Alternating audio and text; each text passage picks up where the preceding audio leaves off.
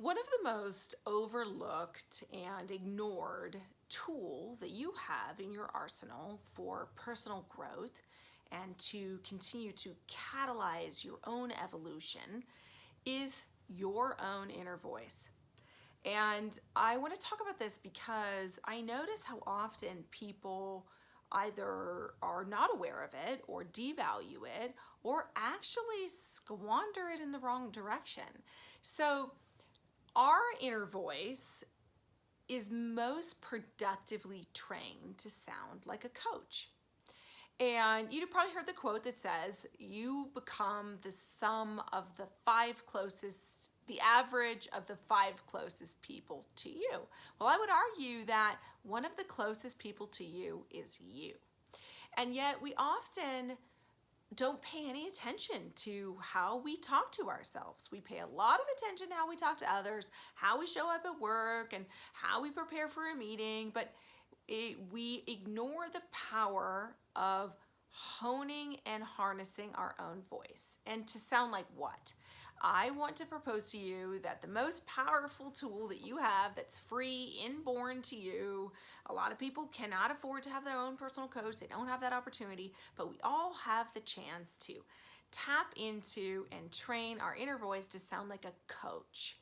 We can deceive ourselves, we can hide things from ourselves, we create false narratives that are convenient little cozy corners for us to hide in. We scrutinize everybody else, but fail to reflect and scrutinize on our own behavior, or really go deep in asking, what's going on with me? Where is this coming from? What part did I play in this? And so that's what I want to talk to you about, is tapping into your inner voice to train that voice to sound like a coach, not a cheerleader, not a coordinator, not a commander, not a critic. There will be facets of that. But the beauty of a coach's voice is that coaches are trained to listen for a reality bias, not a self-favorable bias. And we tend to do that. We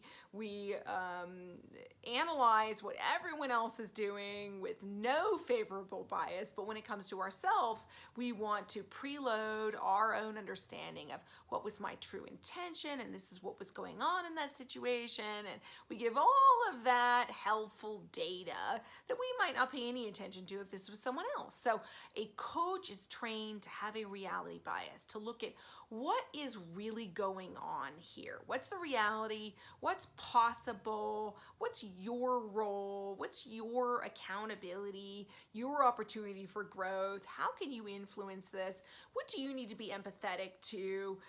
The coach's voice sweeps for all of these data points that take us higher, both in our understanding and then in our skill state when we realize what the learning opportunity is for us. So that's what I want to suggest to you. No matter where you are, in whatever stage of life, begin to use your inner voice. Tap into that inner voice as a coach. And some people have difficulty with this, actually hearing that inner voice, because we spend so much time rushing through life that we can become really dislocated from this, from ourselves. And so first off, I would advise to listen to yourself.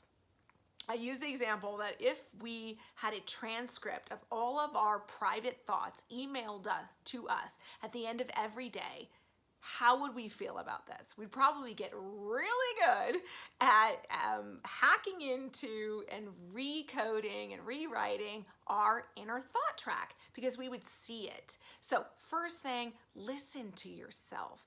Bring it to the forefront of your awareness. Expose the subconscious into the conscious and watch and see how you kind of realize, wow, my thoughts tend to group in one of those voices. They're cheerleading, or it's all the critic, or it's all the commander that wants to coordinate everyone else, or it's the coordinator. I'm living in the shallow end of the pool of my own life. So think about that. Begin to listen to yourself, pretending that you can actually see kind of on a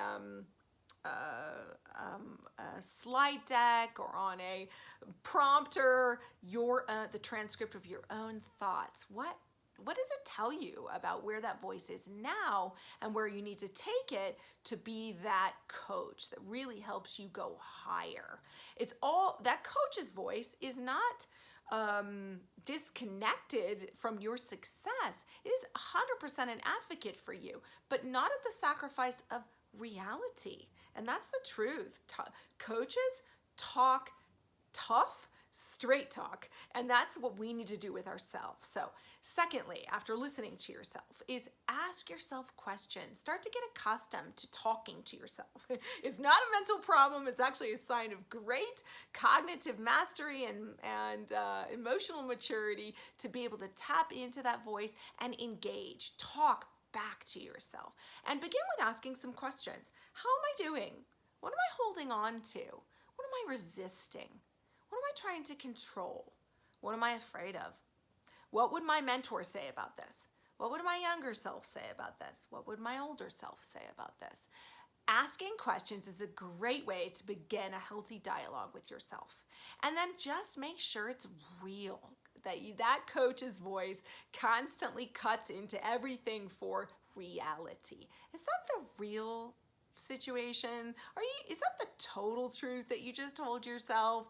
And it's healthy. Self-doubt, self-questioning, self-reflection, these are all things that a healthy coach inner voice will do for you.